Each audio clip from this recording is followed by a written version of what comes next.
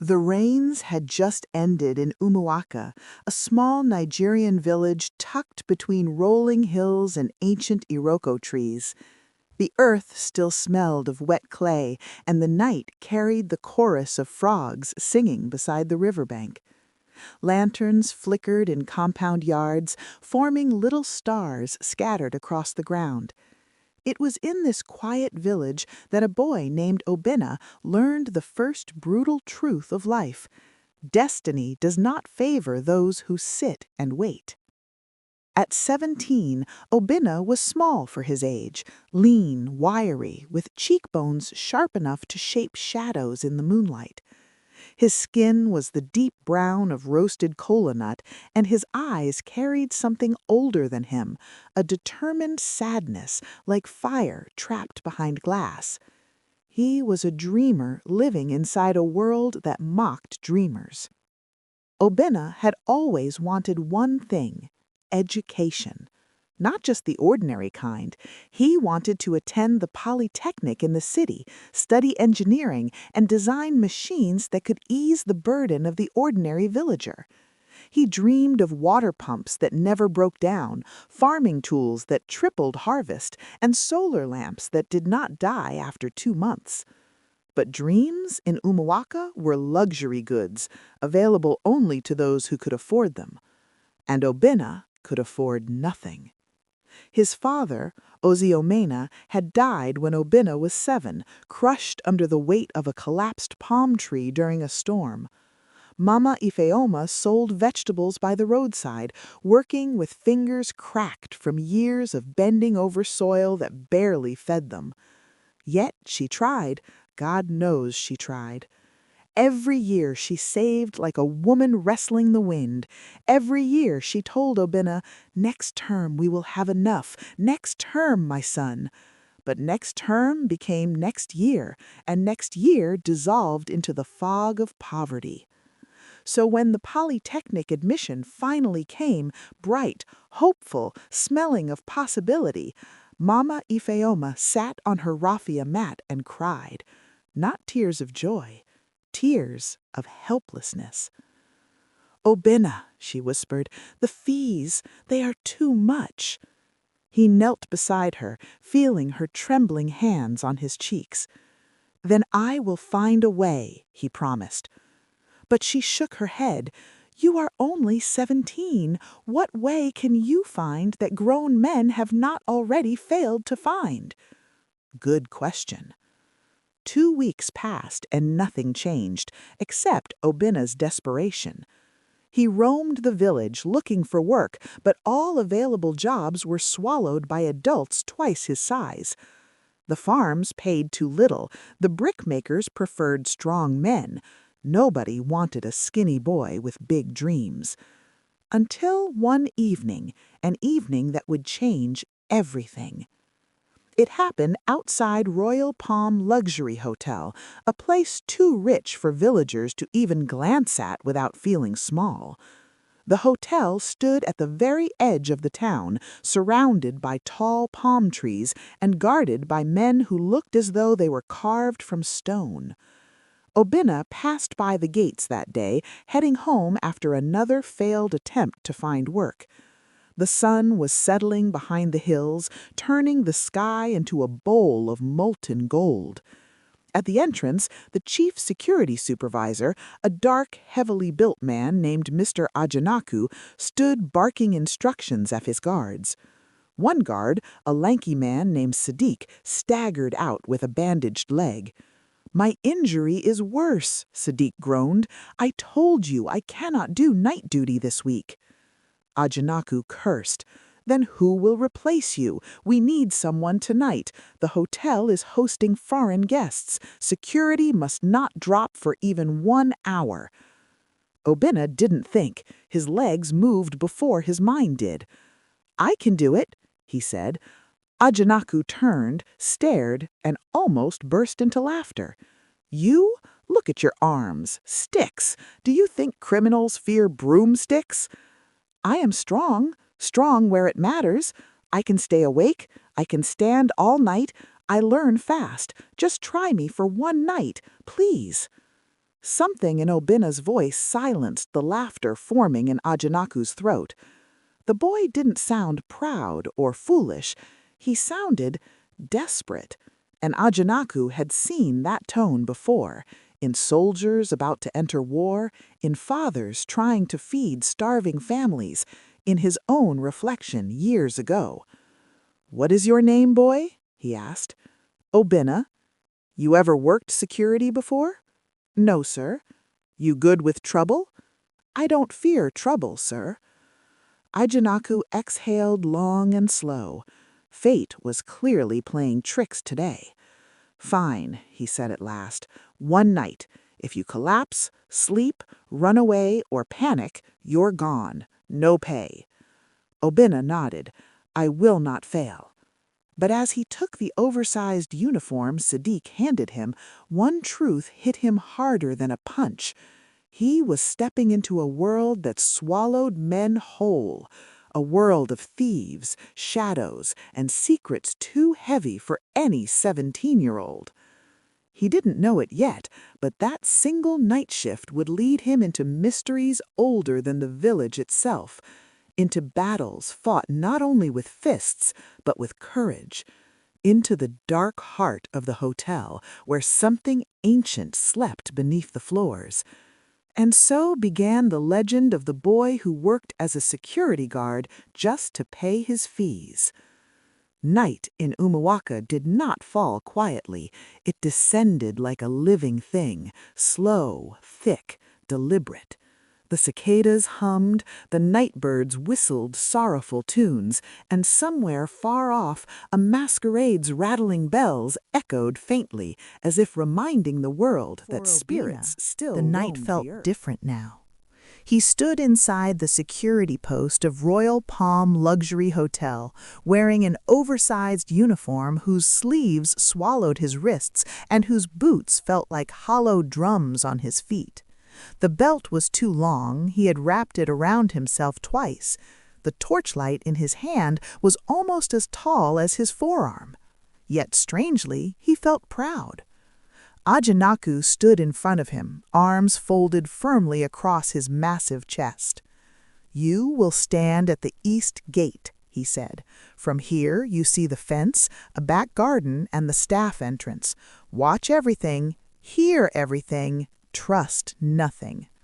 "Yes, sir." "And one more thing." Ajanaku leaned in closer. "If you hear something calling your name and the voice is not human, don't answer." Obinna blinked. "Sir?" Ajanaku straightened. "I have spoken." Before Obinna could ask what he meant, the man had walked off, leaving behind the scent of sweat, chewing tobacco, and silent warnings. The east gate was the least glamorous part of the hotel. There were no shiny cars or decorated entrances here, only dim security bulbs, tall palm trees that swayed dangerously in the wind, and shadows thick enough to hide a whole army. Obinna took his position. At 9 p.m., the hotel generator rumbled to life. Smooth jazz music drifted from the lounge where wealthy guests dined. A group of staff hurried past him, chatting, laughing. For a moment, the world looked almost normal. But then the laughter faded. The wind slowed. The frogs went silent. The night shifted. A chilling calm spread across the compound, as if something had told the world to hold its breath. Obinna gripped his torchlight. "Not only first night," he whispered to himself. "Nothing go happen, nothing." He was wrong. It began with footsteps. Soft at first, too soft for any human. They approached the gate, slow, dragging, like someone walking with shackles. Obinna pointed his torchlight toward the fence's edge. "Stop there!" he shouted, trying to mimic Ajanaku's thunderous voice. The footsteps stopped.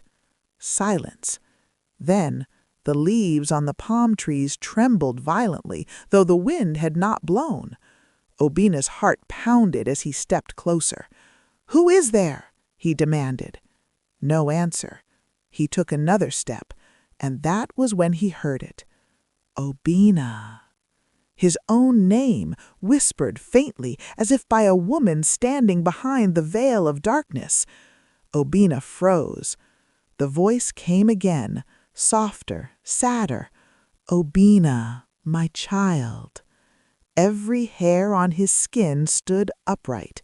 His knees weakened. It sounded like his mother.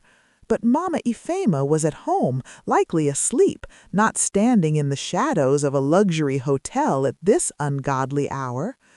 A cold wind wrapped around Obinna's neck like icy fingers. He tightened his grip on the torchlight, remembering Ajanaku's words. If you hear something calling your name and the voice is not human, don't answer. Obinna blunked. Sir? His tongue trembled. He wanted to run, scream, cry, anything but stand there. But he whispered to himself, You no go fear, no run. Gathering every drop of courage left in him, he stepped forward and said, I don't know who you are, but you cannot pass here. Silence followed. Then something moved. Not like a person, not like an animal. It moved like wind given bones. A shape flickered in the darkness, too tall, too thin, bending as though its spine had forgotten the rules of nature. Obinna stepped back, hand shaking. Stay back! The figure stepped closer, and Obinna saw it clearly for the first time. A shadow, not cast by the moon, but standing against it. A tall, bending silhouette with hollow eyes. The thing whispered in a voice that sounded like hundreds of distant voices merged together. Heed, child, the ground remembers blood. Then it vanished, right before his eyes. One moment it stood there, the next the wind carried it away like smoke. Obinna's breath refused to return. He clutched the gate until the metal bit into his palms. For several minutes he couldn't move, not until a hand touched his shoulder. He spun with a scream, only to see Ajanaku standing behind him. You saw it, Ajanaku said quietly. What was that? Obinna's voice broke. Ajanaku's eyes hardened. This hotel, he said, is built on the land of the old kings, land where oaths were taken, where blood was spilled, where a guardian spirit still walks. Obinna stared at him, trembling. Why did you not tell me? Ajanaku exhaled deeply. If I told you, would you have come? Obinna didn't answer. Ajanaku placed one heavy hand on the boy's shoulder. You survived your first encounter, but listen to me carefully. Whatever calls you in the dark, spirit, shadow, or ancestor, you must never answer it. If you do, it will follow you home. Obinna nodded slowly, but his mind was already racing. The voice, why had it called him my child? Why had it sounded like Mama Ifema? And what did it mean, the ground remembers blood? That night, Obinna learned something he had never known before. Some destinies are not chosen. Some destinies come calling, and his had just found him. Dawn arrived slowly, as if the sun itself was reluctant to return to a world where shadows walked and whispered. The first light painted the sky pale orange, revealing a weary Obinna leaning against the east gate, ears red from had fear ordered him and not to leave his sleeplessness. post until morning. For your own safety, he said. Obinna obeyed, even though every instinct screamed for him to run back home and bury himself under his mother's wrapper. When the morning shift guards arrived, laughing and chatting casually, Obinna felt like a man returning from battle while everyone else acted as though the world was normal. They greeted him. He could barely nod. One guard raised an eyebrow. Why you look like person we fight ghost? Obinna swallowed. Nothing. Because what could he say? That the shadows had spoken to him? That he had seen something with no face and no feet? That he had heard a voice calling him my child? They would laugh until they died. When Ajanaku returned later, he dismissed Obinna with a simple instruction. Come back tonight, same shift. Obinna hesitated. His legs trembled. His heart protested. But when he remembered the admission letter folded in his pocket, the one that could change his entire life, he nodded. I will come. He walked home slowly through the village as the sun climbed higher. People greeted him, traders arranging yam piles, children chasing chickens, old men chewing bitter cola, but he felt distant from them all. Mama Ifeoma spotted him from afar and rushed toward him. Obinna, you came back so early. How was the job? Did they treat you well? Did anyone hurt you? Her love nearly broke him. I'm fine, Mama. But she looked at him closely, the way only mothers can. You look troubled. No, Mama, just tired. She didn't believe him, but she let it go. Later that evening, as he prepared to return to the hotel, Mama Ifeoma held his hands, the same way she had done since he was a child. Obinna, she whispered, be careful where you stand at night. Some places are not meant for children of the living. Her words froze him. Had she sensed something? Why did you say that, Mama? But she only shook her head. It is nothing. Go, my son, and may the ancestors walk with you. Her voice trembled in a way that made Obinna's heart ache. The second night. When Obinna returned to the hotel, the atmosphere felt even heavier. The night shift guards avoided eye contact, moving quickly, speaking in hushed voices. Something was wrong. Ajanaku called him aside. You will follow me. Obinna frowned. Where? Ajanaku said nothing. He led Obinna behind the security block, through a narrow walkway lined with old generator rooms and broken furniture.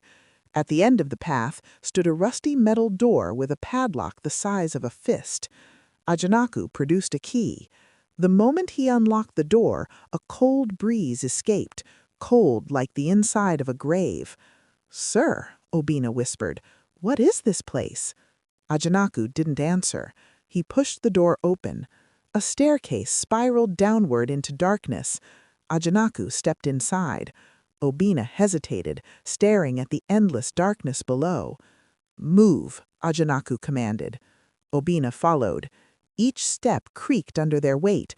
The air grew colder, thicker, almost heavy enough to choke. The walls were damp. Strange markings, symbols, spirals, shapes he didn't recognize decorated the bricks. Halfway down, Obinna whispered, Sir, is this a basement? Ajanaku's voice was low, almost afraid. No, this was here long before the hotel.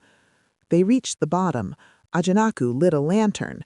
The room before them was large, carved directly into the earth, like an ancient chamber. The ground was cracked. In the center was a stone slab stained dark brown, too dark, too old to be anything but blood. Obinna's stomach tightened. Sir, what happened here? Ajanaku turned to him, eyes heavy with secrets older than both of them. Obinna, he said slowly, this land belonged to the guardians of Omaliko, an ancient order sworn to protect sacred knowledge. Before the hotel was built, rituals were held here, oaths, sacrifices, burials. Obinna felt ice travel down his spine. A spirit was bound to this land, Ajanaku continued, a protector. But when the land was sold, when the hotel was built, when the ground was disturbed, the spirit awakened, angry, restless. Obinna stepped back, trembling. Why are you showing me this? Ajanaku looked at him with sad eyes older than both of them. Obinna, he said slowly, the spirit spoke your name. Obinna's heart stopped. It spoke your name long before last night, weeks ago, months ago. You were chosen for a reason. Obinna shook his head desperately.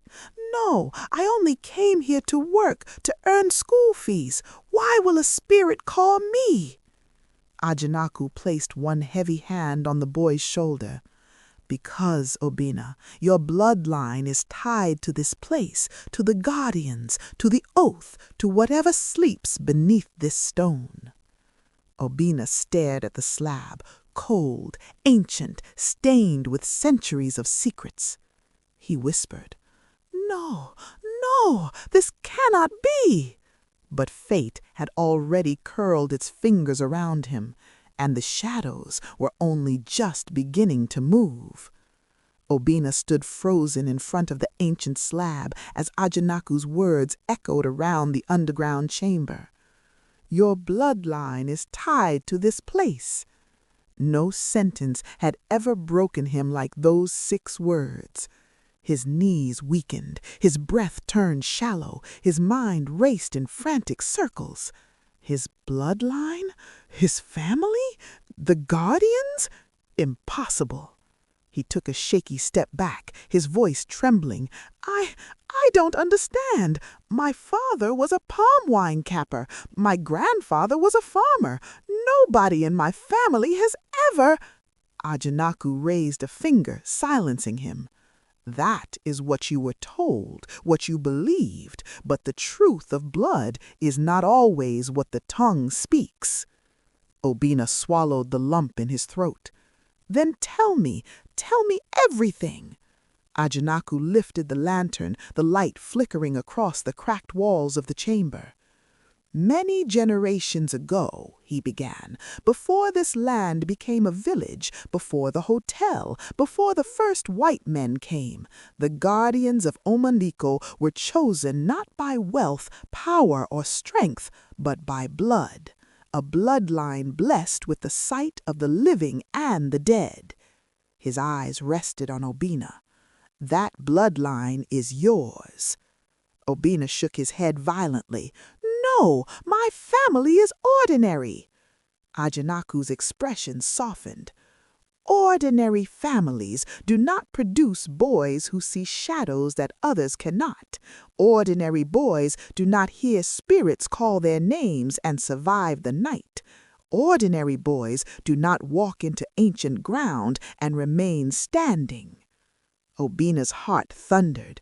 He remembered strange nightmares he'd had as a child, of shadows whispering, of footsteps in the dark, of a woman calling his name from far away. He had always assumed they were just dreams. Maybe they weren't. Ajanaku continued, "One of your ancestors, your father's great-grandfather, was the last of the guardians. Before he died, he sealed the spirit of Omaliko beneath this slab. The spirit was meant to sleep forever." Obinna glanced at the slab. The air above it shimmered faintly, as though heat rose from invisible fire. "What woke it?" he asked. Ajanaku clenched his jaw. "The people who built this hotel broke the ground. They dug where they should not have dug. They angered what they did not understand." Obinna exhaled slowly. "And now it wants me?" "It does not want you," Ajanaku corrected. "It recognized you. The blood in your veins calls to it." Obinna trembled. "I didn't ask for any of this." "Destiny does not ask permission," Ajanaku said. Silence filled the chamber. The lantern flickered. Water dripped from the ceiling like a slow heartbeat. Then Obinna whispered the question that had been burning in him. "What does it want? Why call my name?" Ajanaku hesitated. That hesitation scared Obinna more than the spirit itself. "A prophecy," Ajanaku said finally. "One I hoped was not true." He paused. Then he spoke the words slowly, like someone reciting a sentence too heavy for one mouth. "When the last child of the old blood walks the ground of the forgotten altar, and when shadows whisper his name, one of 2 things will happen. The spirit will rise, or it will be sealed forever." Obinna felt cold sweat on his back. What determines which one? Ajanaku turned to him, his eyes sad, resigned. You do. When they climbed back up the stairs, the night had grown darker, strangely darker, as though the sky itself sensed the awakening below. Back at the security post, Ajanaku handed Obinna a small leather pouch, its surface worn and cracked. "What is this?" Obinna asked. "A charm. Your ancestor wore it. Keep it close." Obinna held the pouch gingerly. It was surprisingly heavy for its size. "It may not protect your body, but it might protect your mind." The way he said might sent a shiver down Obinna's spine. "Sir," Obinna whispered, "am I in danger?" Ajanaku looked at him for a long time. "Not yet," he said. "But when the spirit begins seeking you, danger will follow you like your shadow." Obinna swallowed hard. This is too much." "You can still leave the job," Ajanaku said quietly. "Walk away now, and perhaps the spirit will forget you." Obinna looked at him in disbelief. "And what about my school fees, my admission, my dreams?" "You can get another job," Ajanaku said. Obinna let out a humorless laugh. "Where? Who will hire me? The farms? The bricklayers? Those jobs cannot even feed me. Talk more of paying tuition." He shook his head. "No, I cannot run." Ajanaku's voice softened. "You are brave." "No," Obinna whispered. "I am desperate." Ajanaku didn't argue because the truth bravery was is clear. born from desperation, and sometimes destiny chooses the desperate. Later that night, Obinna resumed his post at the east gate. His hands still trembled from what he'd learned. His eyes scanned every shadow. His heartbeat echoed in his ears. The night was quiet, too quiet. Then a soft hum rose from the palm trees. Not wind, not insects. A hum like a distant song, ancient, rhythmic, mournful. Obinna gripped the charm. His breath caught. The shadows thickened. Something moved behind him. He spun around and saw her, a woman, tall, covered in white cloth, her face hidden, her voice like wind passing through broken reeds. "Obinna, child of the forgotten blood, the time has come." Obinna's soul trembled. He wanted to run. He wanted to scream. He wanted to disappear. But all he could do was whisper, "No, no, not tonight." The woman lifted her face, and Obinna saw that she had no eyes, only hollow darkness. The spirit stepped forward, and the night swallowed Obinna whole. The air froze as the woman in white moved toward Obinna. Her form drifted rather than walked, her feet never touching the ground. The shadows around her bent and rearranged themselves, as though bowing to her presence. Obinna gasped and stumbled backward. The charm on his neck grew warm, almost hot. His fingers wrapped around it instinctively. The woman stopped. She tilted her head as though studying him with non-existent eyes. Then she whispered, her voice echoing from everywhere at once. "He carries the seal." Obinna's chest tightened. The seal? Before he could ask, a violent wind tore across the east gate. Leaves whipped through the air. The sky darkened unnaturally, the clouds swirling like a pot of boiling ash. The woman's cloth fluttered wildly, revealing glimpses of her thin, elongated arms. She raised a hand toward Obinna. He flinched. The charm grew hotter, hotter, until he thought it would burn through his skin. The woman recoiled, hissing like a struck serpent. "The blood rejects me."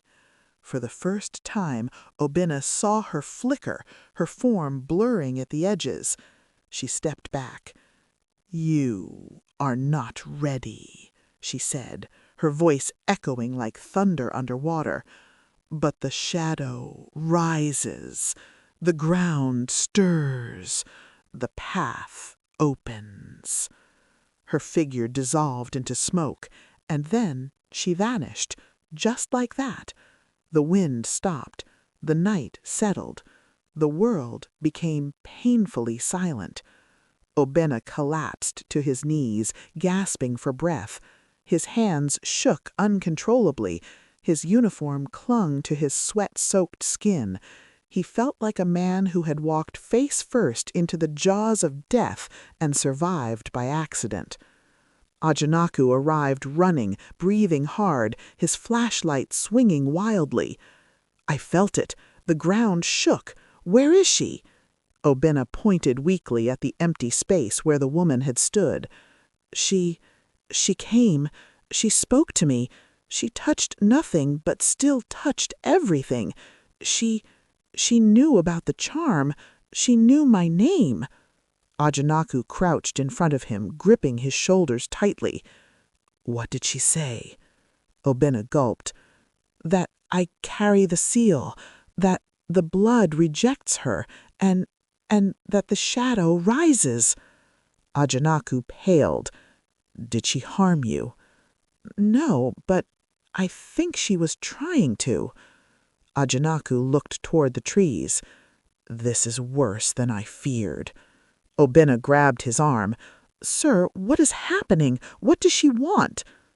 "The woman in white," he said slowly, "is not the guardian. She is the messenger, a herald of the spirit.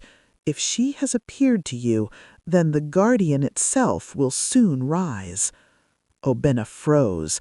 The guardian, the thing binding this land, the spirit buried beneath the stone slab. "I don't want any of this," Obinna whispered. "I only came here to work." "Destiny rarely cares what we want," Ajanaku murmured. He stood, helping Obinna to his feet. "You cannot stay at the East Gate tonight. The spirit seeks you now. It will not stop." Obinna's fear sharpened into anger. "Then why don't I quit? Why don't I just leave this place?" Ajanaku placed a heavy hand on his shoulder. "Because leaving does not end destiny." Obinna clenched his fists. "Please, I just want my life back." Ajanaku exhaled deeply. "You will have it, but first you must understand the truth." He looked toward the hotel. "Tomorrow I will take you to someone who knows more about your bloodline than I do." "Who?" Ajanaku hesitated, then said the name. "Mama Nkiru." Obinna stiffened. Everyone in Umuaka knew that name. She was the seer, the one who spoke to ancestors, the one whose words had sent men fleeing into exile, the one whose visions had toppled families, the one children feared but adults secretly respected. And she lived deep in the forest, in the shrine of echoes. Ajanaku whispered, "She is the only one who can tell you why the spirit calls your name." Obinna swallowed hard. "But what if I don't want to know?" Ajanaku's response was simple. "Then the spirit will tell you itself." That night, Obinna did not return to the East Gate. Instead, Ajanaku stationed him near the front of the hotel, where the lights were the brightest and the shadows shortest. But even there, Obinna felt watched. Every flicker Every of shadow, rustle of leaves, every whisper of wind, everything felt alive. Everything felt wrong. As morning approached, just before the sun broke the horizon, Obinna heard a distant voice, a whisper carried on the wind. "Child of the bloodline, the path awaits." He spun around. Nothing, but the voice remained in his mind, calling, waiting. The spirit had not finished with him, not even close. Obinna did not sleep that morning. The moment he reached home, he collapsed onto his bamboo bed, staring at the ceiling as the events of the night replayed relentlessly in his mind. The woman in white, the whisper, the cold, the burning charm, the prophecy. He trembled each time he remembered her eyeless face. Mama Ifeoma entered his small room quietly. "My son," she said softly, "your eyes are red. What troubles you?" Obinna looked at her, at the woman who had sacrificed everything for him. He wanted to tell her everything, but how could he? How does a son tell his mother that spirits call his name at night, that he carries ancient blood, that shadows know his footsteps? So he simply said, "It is nothing, Mama. Work is stressful." She sighed deeply. "Obinna, life will test you, but remember, whatever hunts you in the night must bow before what protects you in the light." Her words were comforting and frightening all at once. By afternoon, Obinna followed Ajanaku along a narrow dirt path leading toward the forest. The forest in Umaka was not like others. It was sacred, ancient, alive. The villagers called it Ogba Omaliko, the forest of the forgotten oaths. Children were forbidden to enter. Hunters avoided it. Even birds rarely flew overhead. Obinna had never imagined he would walk there willingly. As they approached the entrance, Obinna felt the air grow colder, thicker. Shadows moved strangely among the trees. The ground beneath him pulsed faintly, as though it breathed. "Ajanaku," Obinna whispered, "are you sure this is safe?" "No," Ajanaku answered honestly, "but it is necessary." They stepped inside. The forest swallowed them instantly. Birdsong ceased. Wind disappeared. The world dimmed. Only the crunch of leaves beneath their boots broke the silence. After a long walk, they reached a clearing. At the center stood a small mud hut covered in strange markings, bones, feathers, and cowrie shells. Smoke rose from a clay pot at the entrance, and sitting on a low wooden stool was Mama Nkiru. Her back faced them. Her gray dreadlocks reached her waist. She sat very still, too still. "Ada Omaliko," Ajanaku called respectfully. Slowly she turned.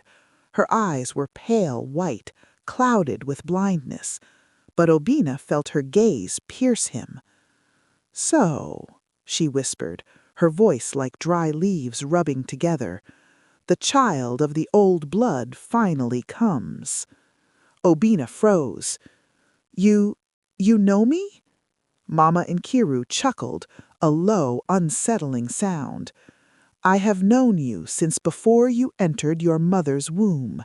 I have seen your shadow in the smoke. I have heard your name whispered by the dead." Obinna stepped back. "No, no, please, I am just a boy trying to pay his school fees." Mama Nkiru's smile disappeared instantly. "You are many things, Obinna, but ordinary is not one of them." She tapped the ground with her staff. "Come forward." Obinna hesitated. Ajanaku nudged him gently. He walked to her. Mama Nkiru lifted his chin with a cold, bony hand. She inhaled sharply. "It is true," she muttered. "The seal rests on you. The old blood breathes in your veins." Obinna swallowed hard. "What does that mean?" Mama Nkiru closed her blind eyes, then spoke the words that would change his destiny forever. "The guardian spirit is awakening. It seeks a vessel, and you, Obinna, are the last living descendant capable of holding its power." Obinna felt his heart collapse inside him. "No, No, I don't want this. I don't want any spirit. I don't want power. I just want to go to school. Mama Nkiru's expression softened, but only a little. Destiny does not bend to desire. The spirit has chosen you. The woman in white has confirmed it. Obinna trembled. What does the spirit want? He whispered. Mama Nkiru's next words chilled him deeper than any ghost could. It wants what was stolen from it. She leaned closer. Blood, justice, and awakening. Obinna felt the forest darken. Mama Nkiru continued, You cannot run from this, child. The spirit will follow you. It will call you. It will visit you until you accept your role or die. Obinna's legs gave way. He fell to his knees. The earth beneath him vibrated, softly first, then violently. The trees shook. The wind howled. The ground cracked. Mama Nkiru's eyes flashed white. Ajanaku grabbed Obinna and pulled him back. The awakening has begun, Mama Nkiru shouted. Obinna, child of the old blood, prepare yourself. Her voice thundered. The guardian is coming for you. The forest seemed alive in a way Obinna had never experienced. Even the air felt like it was breathing, pulsing with a rhythm that matched his own heartbeat. Every step he took echoed louder than it should have, as if the trees themselves were listening. The whispers of spirits, distant, murmuring, almost teasing, filled the gaps between the crunch of leaves underfoot. Mama Nkiru, seated on her wooden stool, spoke without looking at him. The spirit stirs. It will not rest until it knows your resolve. Tonight, Obinna, you must confront it. Obinna wanted to protest, but his voice caught in his throat. The wind howled through the forest like a choir of invisible creatures, carrying a smell of wet soil, iron, and something far older he could not name. Ajanaku's hand rested on his shoulder, firm and reassuring. You will not face it alone, he said, but you must be brave. This is no longer about school fees. This is about your bloodline. Obinna's knees shook. He had never felt fear like this, not when he saw the woman in white, not during the night of whispers, not when he imagined the spirit beneath the hotel. But now the fear was so heavy it pressed against his chest, making it almost impossible to breathe. Mama Nkiru rose slowly, moving toward a small stone altar in the center of the clearing. She placed her hands upon it, muttering in a language older than the village, her voice rising and falling like waves on a stormy sea. Obinna felt the ground tremble beneath his feet. The leaves on the trees shivered violently, and the shadows in the forest thickened. A faint glow emerged from the altar, growing brighter with every word she spoke. Then, suddenly, silence fell. The wind stopped. The forest became still, as if the world itself was holding its breath. And in that silence, Obinna heard it, a deep, resonant voice that vibrated through the very ground. Obinna. His name carried on the wind like a mournful song. The voice was neither male nor female, neither young nor old. It was something primordial, ancient, alive. The hair on his neck stood on end. The ground beneath the altar cracked. A column of dark mist spiraled upward, growing denser, darker, and more alive with every second. The faint glow of the altar now revealed the shape of a figure inside the mist. Its outline was humanoid, but wrong, limbs too long, torso too narrow, and a head that seemed to pulse with shadow. Obinna stumbled backward, clutching the charm around his neck. It burned against his skin, warm and comforting in its own strange way. "Do not fear it," Ajanaku said quietly, standing beside him. "Fear is what gives it power. The spirit recognizes the blood. That is why it has chosen you." The mist figure began to speak again, its voice echoing from all directions. "Child of the old blood, why do you run?" Obinna swallowed hard. I do not run. I don't understand. Why me?" "Because your ancestors failed, because your bloodline is the last, because only you can restore balance." Obinna's knees shook. He had never felt fear like this, not when he saw the woman in white, not during the night of whispers, not when he imagined the spirit beneath the hotel. But now the fear was so heavy it pressed against his chest, making it almost impossible to breathe. Mamang Kiru rose slowly, moving toward a smaller stone altar in the center of the clearing. She placed her hands upon it, muttering in a language older than the village, her voice rising and falling like waves on a stormy sea. Obinna felt the ground tremble beneath his feet. The leaves on the trees shivered violently, and the shadows in the forest thickened. A faint glow emerged from the altar, growing brighter with every word she spoke. Then, suddenly, silence fell. The wind stopped. The forest became still, as if the world itself was holding its breath. And in that silence, Obinna heard it, a deep, resonant voice that vibrated through the very ground. "Obinna." His name carried on the wind like a mournful song. The voice was neither male nor female, neither young nor old. It was something primordial, ancient, alive. The hair on his neck stood on end. The ground beneath the altar cracked. A column of dark mist spiraled upward, growing denser, darker, and more alive with every second. The faint glow of the altar now revealed the shape of a figure inside the mist. Its outline was humanoid, but wrong, limbs too long, torso too narrow, and a head that seemed to pulse with shadow. Obinna stumbled backward, clutching the charm around his neck. It burned against his skin, warm and comforting in its own strange way. "Do not fear it," Ajanaku said quietly, standing beside him. "Fear is what gives it power. The spirit recognizes the blood. That is why it has chosen you." The mist figure began to speak again, its voice echoing from all directions. "Child of the old blood, why do you run?" Obinna swallowed hard.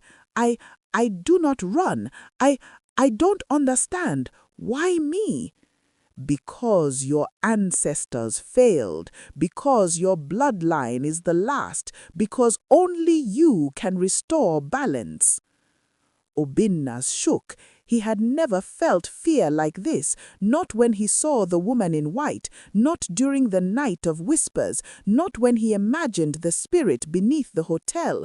But now the fear was so heavy it pressed against his chest, making it almost impossible to breathe. Mamang Kiru rose slowly, moving toward a small stone altar in the center of the clearing. She placed her hands upon it, muttering in a language older than the village, her voice rising and falling like waves on a stormy sea. Obinna felt the ground tremble beneath his feet. The leaves on the trees shivered violently, and the shadows in the forest thickened. A faint glow emerged from the altar, growing brighter with every word she spoke. Then, suddenly, silence fell. The wind stopped. The forest became still, as if the world itself was holding its breath. And in that silence, Obinna heard it, a deep, resonant voice that vibrated through the very ground.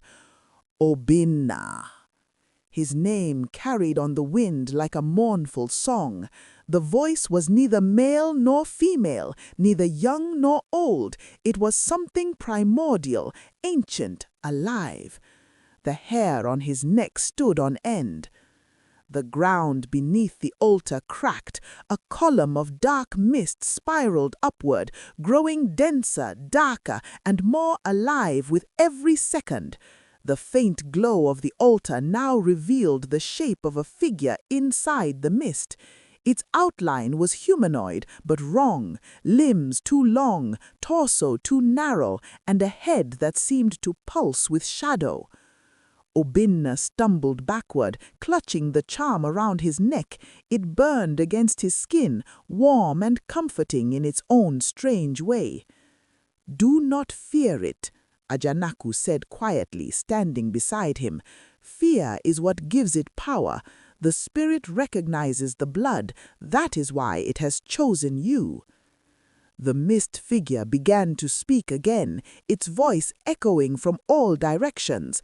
"Child of the old blood, why do you run?" Obinna swallowed hard. I do not run. I don't understand. Why me?" "Because your ancestors failed, because your bloodline is the last, because only you can restore balance." Obinna shook. He had never felt fear like this, not when he saw the woman in white, not during the night of whispers, not when he imagined the spirit beneath the hotel. But now the fear was so heavy it pressed against his chest, making it almost impossible to breathe. Mamang Kiru rose slowly, moving toward a small stone altar in the center of the clearing. She placed her hands upon it, muttering in a language older than the village, her voice rising and falling like waves on a stormy sea. Obinna felt the ground tremble beneath his feet. The leaves on the trees shivered violently, and the shadows in the forest thickened. A faint glow emerged from the altar, growing brighter with every word she spoke. Then, suddenly, silence fell. The wind stopped. The forest became still, as if the world itself was holding its breath. And in that silence, Obinna heard it, a deep, resonant voice that vibrated through the very ground. Obinna. His name carried on the wind like a mournful song. The voice was neither male nor female, neither young nor old. It was something primordial, ancient, alive. The hair on his neck stood on end. The charm around his neck, its warmth reminded him of Mama Nkiru's words, "It may protect your mind." Ajanaku gave him a reassuring nod. "Tonight you must patrol with more than your eyes. Listen with your heart. Feel with your spirit. Do not fight it, Obinna. The spirit is bound to you now. Fear only weakens you." Obinna swallowed and nodded, though his stomach churned. The first hour passed uneventfully. A few stray guests wandered the compound. The wind was light. The night felt almost peaceful. Then he heard it, a faint whisper, soft at first, almost lost in the hum of the generator. "Obinna." He froze. Every instinct screamed to ignore it, as Ajanaku had warned, but the whisper was familiar, patient, coaxing. It wasn't threatening, it was inviting. Obinna took a deep breath and whispered back, almost unconsciously, Who are you?" Silence followed, and then the voice came again, stronger, echoing from everywhere and nowhere. "I am the one who waits, the one who remembers, the one who calls." The hairs on the back of his neck rose. He could feel the forest of shadows pressing closer, the dark corners of the hotel bending toward him. His heart raced. He realized he could feel the spirit's presence, its attention, its hunger, its curiosity. The charm pulsed, warm, protective, guiding. Obinna remembered Mama Nakiru's instructions, "Look with your heart." He did. Closing his eyes, he reached deep into himself, into the rhythm of the earth, into the blood that flowed through him, the blood of the guardians, the blood that had called the spirit forth. When he opened his eyes, the shadows coalesced into a single figure, the woman in white, but this time she was less threatening, less hollow. Her movements were fluid, like smoke shaped by wind. She circled him slowly, silently, observing, testing. "You carry it, the seal, but you do not yet understand," she whispered. I am learning," Obinna said. His voice trembled. "Please do not harm me." The spirit halted. For the first time it seemed to consider his words. "Harm is not my desire, yet testing is necessary. You are bound now, child. We will walk together, but the path is dangerous." Obinna's stomach dropped. "Together? I don't know if I can." The woman in white moved closer. "Fear is natural, but it does not own you. The blood chooses you. The spirit will guide if you allow." A sharp wind blew through the compound. The trees swayed violently. Shadows stretched toward the east gate. The spirit stepped back, disappearing into the darkness. Obinna exhaled shakily, clutching the charm. His first night shift was ordinary by day's standards, but extraordinary in every other way. He realized something fundamental. He could no longer separate his life from the spirit, from his destiny, from the blood that called him. Even the thought of school fees felt distant now. The world had grown far larger, far more terrifying, and far more sacred. Obinna whispered to himself, "I can do this. I must do this." He did not know that the spirit's next test would come faster and closer than he could ever imagine. The following night, Obinna returned to his post with a mixture of dread and determination. He had barely slept, haunted by the whispers and visions of the previous night.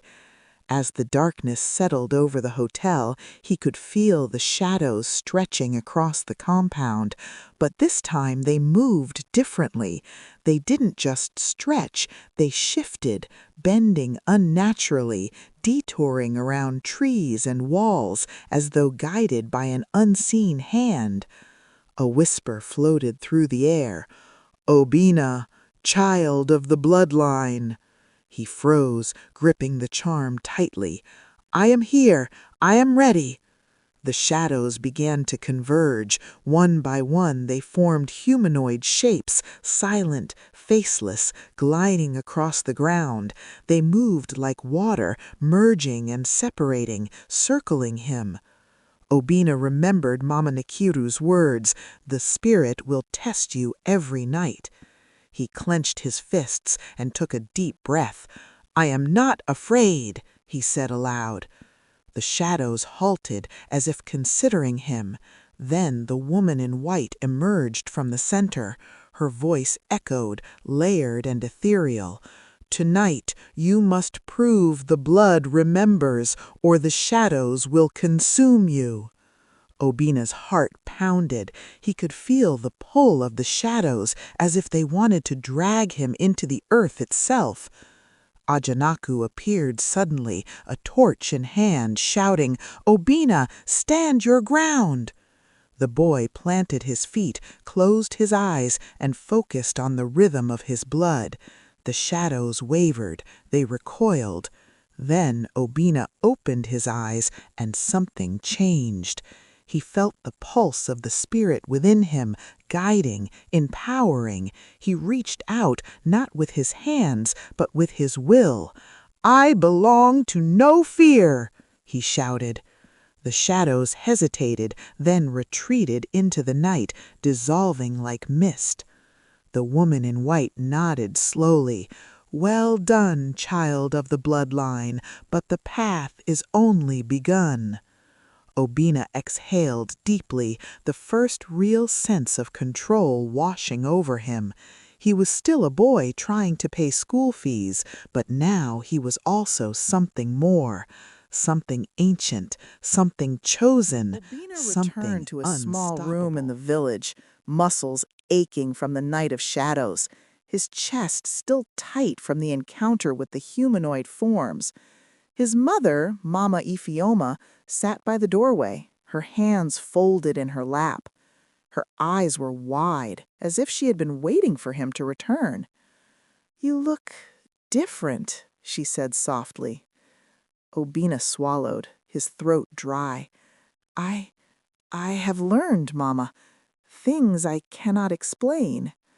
She nodded, not pressing him further. Mothers always knew when words were unnecessary. The following morning, Ajanaku arrived with a small leather satchel. He handed it to Obinna. "It is time for your next lesson," he said. Obinna opened it cautiously. Inside were scraps of parchment, old coins, and a small wooden carving shaped like a lion's head. There was also a bundle of herbs tied neatly with red string. "These belonged to your ancestors," Ajanaku explained. "The guardians left behind knowledge. You must study it, learn it, absorb it. The spirit watches you, and you will need every advantage to survive what comes next." Obinna examined the parchment carefully. The symbols were strange, swirling and twisting in ways his eyes struggled to comprehend. Some looked like letters, some like animals, some like faces twisted in sorrow. Why, why are these important?" Obinna asked. "They are memory," Ajanaku replied. "The knowledge of those who came before. They prepared for what you are facing now. The woman in white, the spirit, they test what the bloodline carries. You cannot survive without this knowledge." Obinna studied the carvings, tracing the shapes with his fingers. Each symbol seemed to hum softly beneath his touch. As night fell, he returned to the hotel for his shift. This time, the shadows were less aggressive, but still unnerving. Obinna felt the spirit near, a presence that whispered in the corners of his mind, guiding his senses. At midnight, the woman in white appeared. She was closer than before, gliding just above the ground. Her voice carried no malice, only curiosity. "You study the knowledge, you carry the charm, but you must also feel it in your bones. Ancestors teach through memory, not words." Obinna nodded. "I am trying," he said. The spirit drifted closer. "Then I will show you. Close your eyes." Obinna obeyed. The moment he did, the world shifted. He saw visions of his ancestors, men and women standing in great halls of stone, battling shadows, invoking rituals, sealing spirits. He felt their triumphs and their failures as if they were his own. A cold wind swept through his mind, whispering lessons he could barely comprehend. He saw a boy much like himself, standing before the shadows, fear and courage warring in his chest. The boy reached for his bloodline, and with a deep inhale, expelled his fear into the wind, standing unbroken. Obinna gasped. When he opened his eyes, the spirit had vanished. He sank to the ground, clutching the charm. His body trembled with the intensity of the visions. He now understood. Survival was not just physical. It was ancestral. It was mental. It was blood. Ajanaku appeared beside him. "The first lesson is done. Remember it. You are not alone. The ancestors are with you, and the spirit watches." Obinna nodded. "I will not fail." 2 days later, Obinna was summoned to the edge of the village by a hunter named Chinedu, a wiry man in his 50s with sharp eyes and a permanent frown. Chinedu had hunted in Ogba Omaliko for decades and knew its secrets better than any villager.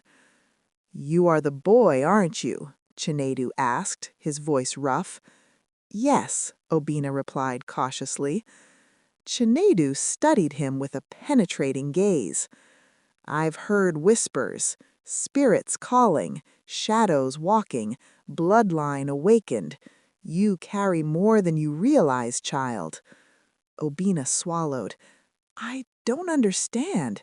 The spirit, it watches me. It tests me.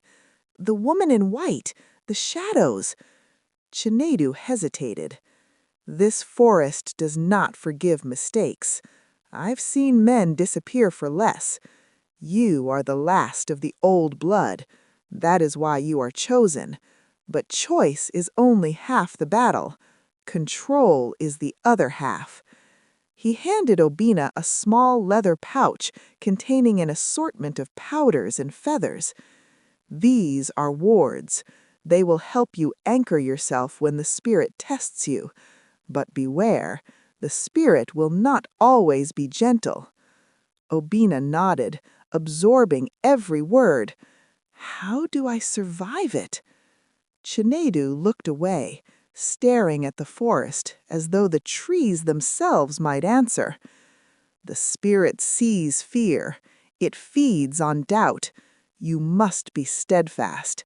Stand tall even when the ground shakes beneath your feet. And remember, some shadows you can fight. Some you must understand." Obinna's hands clenched the pouch. "I am ready. I must be ready." Chinedu placed a hand on his shoulder. "Then remember this. Every night brings a new test. Every shadow hides a story. Trust in your blood. Trust in your ancestors. And above all, trust in yourself." That night, Obinna returned to the hotel, the warding powders and feathers tied securely around his wrist. The east gate seemed alive, pulsating in the dim light.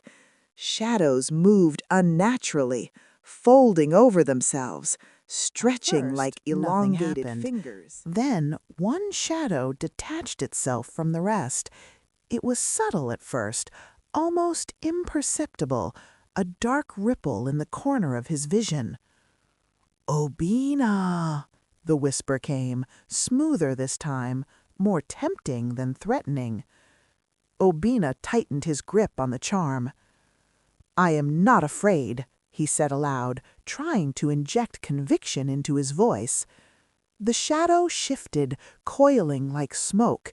It grew taller, twisting toward him, and then formed into the shape of a man, a young man, about Obinna's age.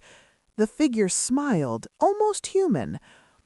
"I can make it easier for you," it whispered. "No fear, no struggle, no pain. School fees paid, your dreams guaranteed. All you must do is follow me." Obinna's heart raced. Temptation was a weapon he had not expected. The shadows, he realized, could mimic desires, project them, make them almost irresistible. He gripped the charm and shook his head. "No, I do not follow lies. I follow my blood, my ancestors, my destiny." The shadow laughed softly, a sound like wind through hollow trees. "You are strong, for now, but temptation is patient. It will return, and stronger each time." The figure dissolved back into the darkness. Obinna exhaled, relief washing over him, but he knew the warning was real. The spirit's tests were escalating. Ajanaku appeared silently beside him.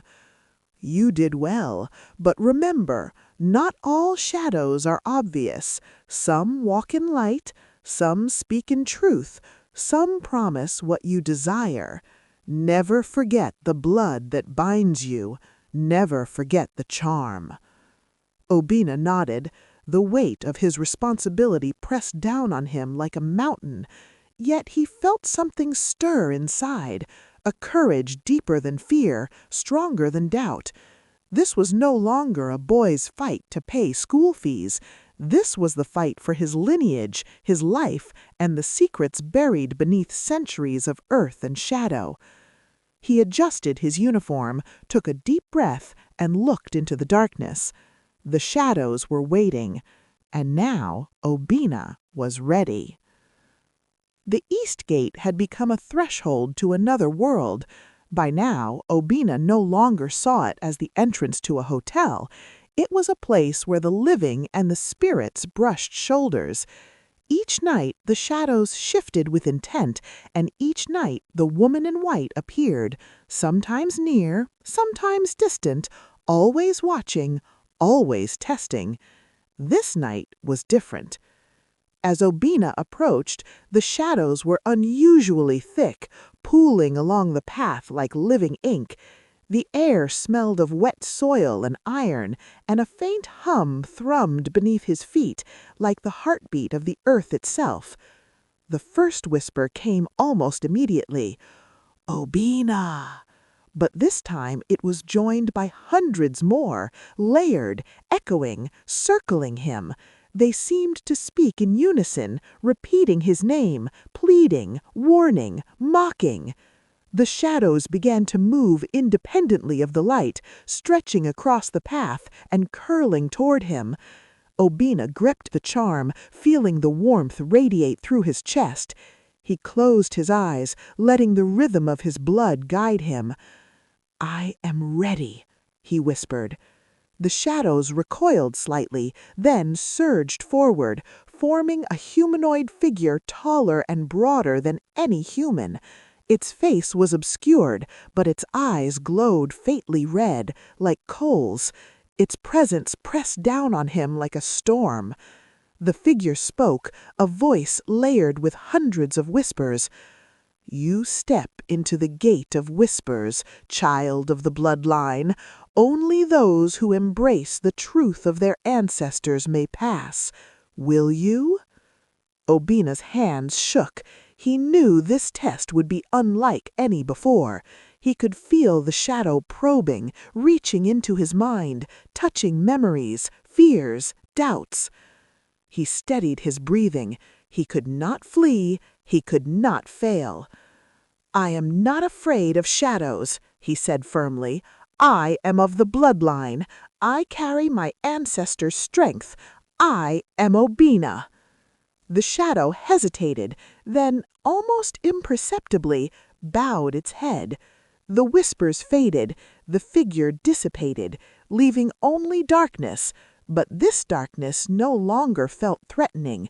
It felt like a corridor, a path opening forward. Ajanaku's voice broke the silence. "You have passed the gate of whispers. Remember this, Obinna. The path is long, and the trials will only grow. But tonight you have claimed the first victory."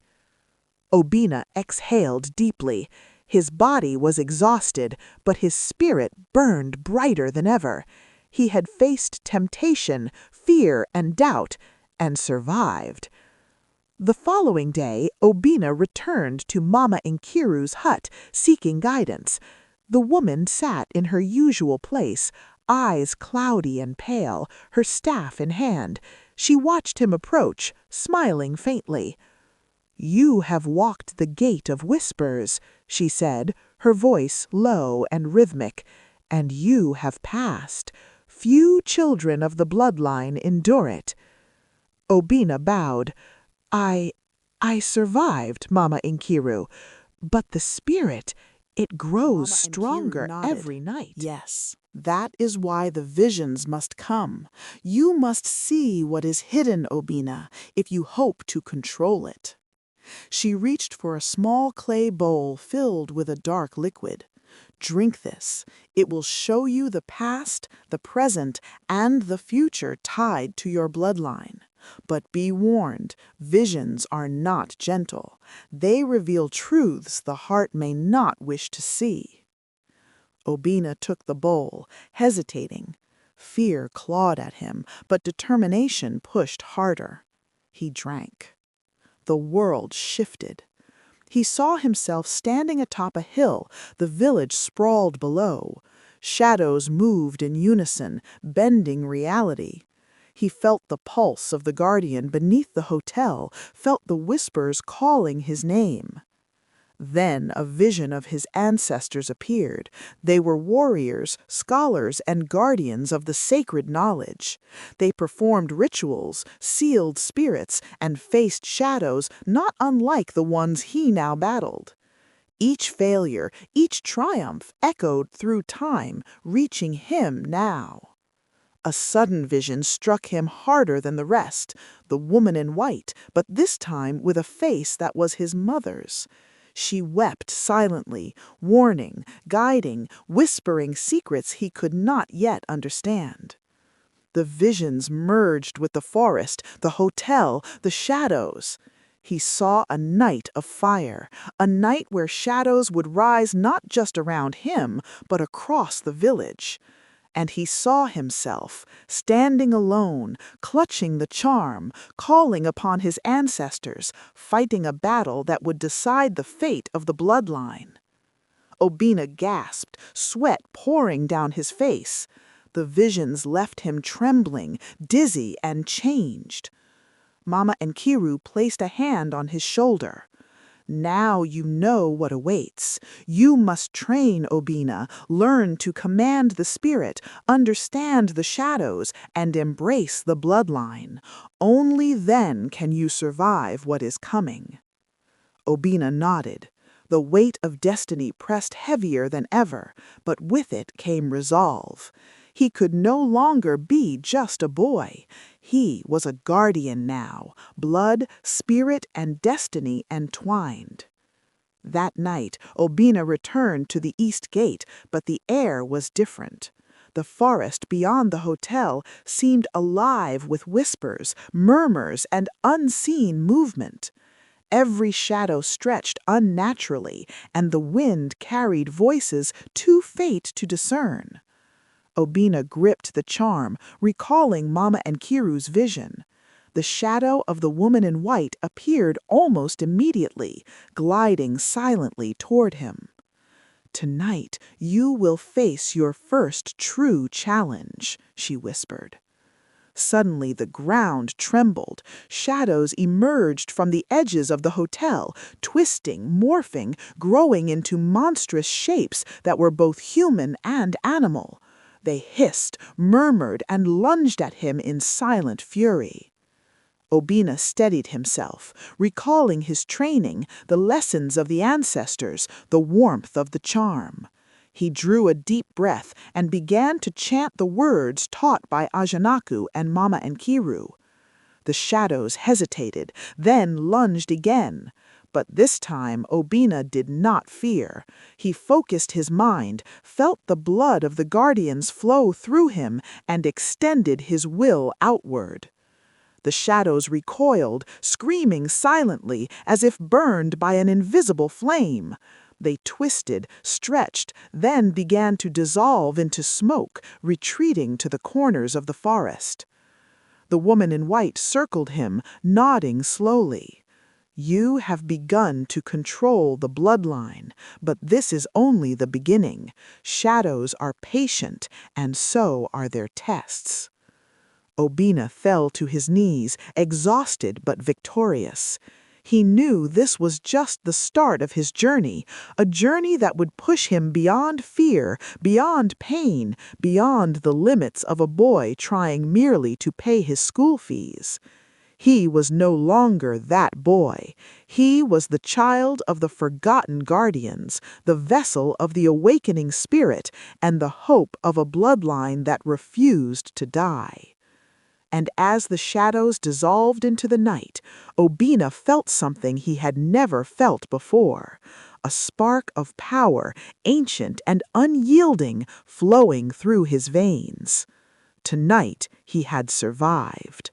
Tomorrow the spirit would call again, and Obinna would answer. The night was alive with energy. Obinna stood at the edge of the village, the wind whipping around him, tugging at his uniform, whispering secrets in a language only his bloodline could comprehend. He could feel it, the pull of the ancestors, calling, guiding, wimpling. Ajanaku appeared silently at his side. "They are restless tonight," he said, voice low. "The spirit stirs deeper than before. The ancestors, they wish to speak to you." Obinna's chest tightened. The thought of communicating with ancestors had always terrified him, yet there was a strange comfort in it.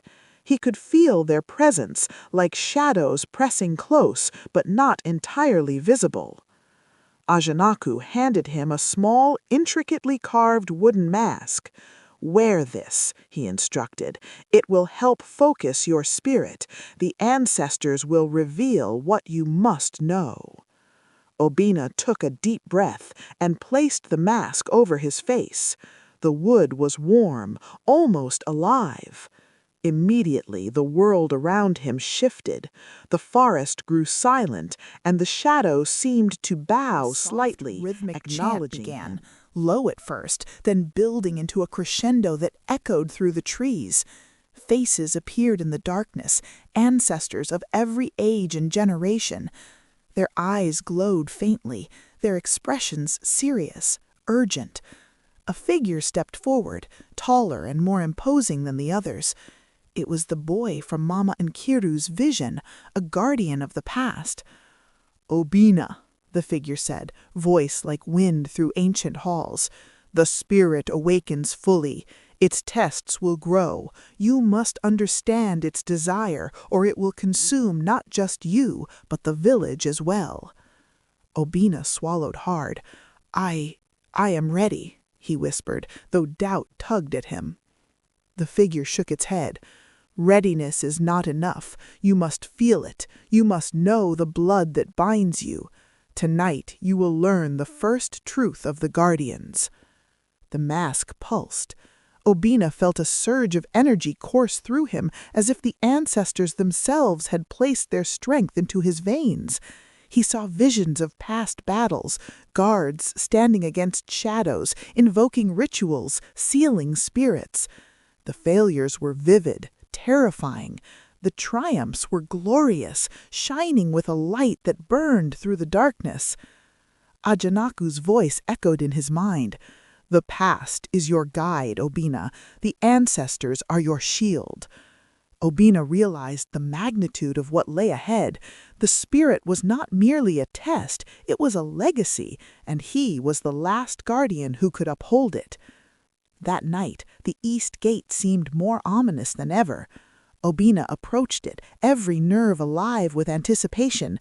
He had prepared himself with the lessons of the ancestors, the wards from Chinedu, and the power of the charm around his neck. Yet he knew preparation alone would not suffice. The shadows waited, not in the distance, but close, creeping along the ground like black rivers. The woman in white appeared immediately, floating silently above the earth. Her voice was soft, but carried immense weight. "The time has come for the first strike, child of the bloodline." Obinna's heart pounded. From the edges of the hotel, shadows twisted violently, taking monstrous forms, half human, half animal, with glowing eyes and gaping maws. They lunged at him silently, but with deadly intent. Obinna held the charm and focused on the lessons. He invoked the rhythm of his ancestors, chanting under his breath. The shadows recoiled, writhing against an invisible force he could not see but felt deep in his chest. Ajanaku appeared beside him, brandishing a torch. "Keep moving. Do not let them surround you." The shadows surged again, faster, more coordinated. Obinna realized they were not mindless. They were learning, adapting, testing his limits. He held the charm tightly and began tracing patterns in the air, invoking the wards from Chinedu. The shadows hissed, retreating slightly, but they returned relentlessly. Then the woman in white drifted closer. You must not strike blindly. Understand the shadows. They are not all enemies. Some carry knowledge, some warnings, some temptation. Separate the true threat from the illusion. Obinna closed his eyes and reached deep into his bloodline. He saw the shadows not as monsters, but as echoes of the past, fragments of the spirit's power, tests of his courage and understanding. Slowly he began to recognize patterns, the flicker of a shadow that meant deception, the hum that signaled danger, the subtle movements that indicated opportunity. He moved with precision, weaving between the shadows, striking with controlled bursts of energy, drawing upon the charm, the wards, and the lessons of the ancestors. One by one, the shadows fell back, dissolving into smoke. Finally, only the woman in white remained. She hovered silently, nodding slowly. You have begun to see clearly, child of the bloodline. But remember, clarity is fragile. The spirit's wrath grows stronger each night.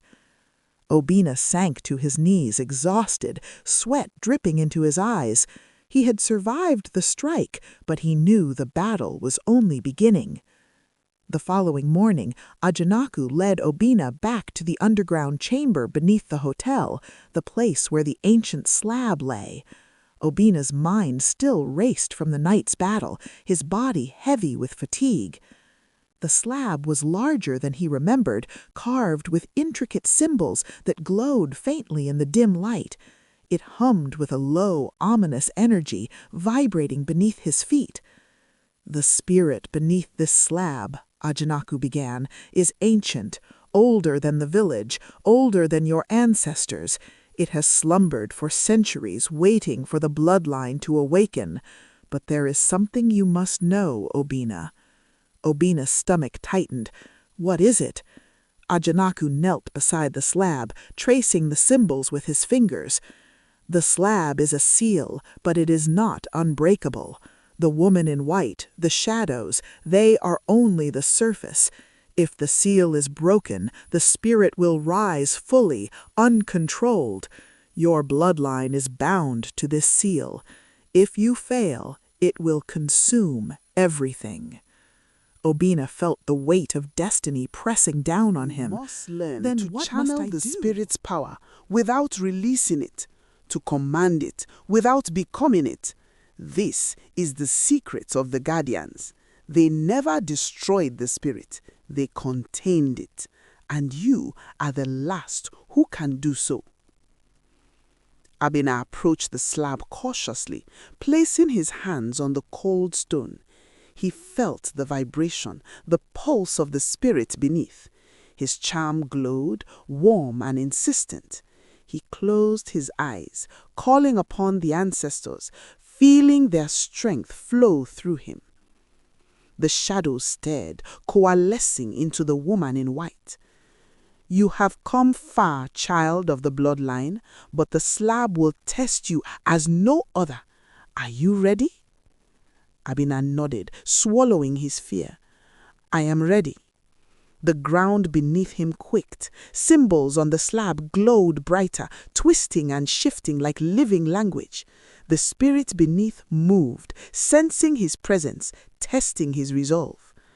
Obinna felt its power brushing against his mind, tugging at his fears, his doubts, his desires. But he held firm, drawing upon the lessons of the ancestors, the words of Chinedu, the charm and the courage that had grown in him over nights of terror and trial. He focused. He did not resist. He did not flee. He commanded, guiding the energy, binding the spirit, feeling it recognize him, acknowledge him. The slab pulsed, a deep hum vibrating through his bones. Slowly, the shadows withdrew. The woman in white hovered, nodding. The first bond is formed, but this is only the beginning. The spirit watches, it learns, and it will test you again. Obinna exhaled, his body trembling but his spirit alight. He had faced the spirit beneath the slab and survived. He realized then that school fees, the hotel, the ordinary world, they were no longer his concern. His life, his destiny, his bloodline, all were now entwined with shadows, spirits, and secrets older than he could imagine. And Obinna knew with certainty that he would never be the same again.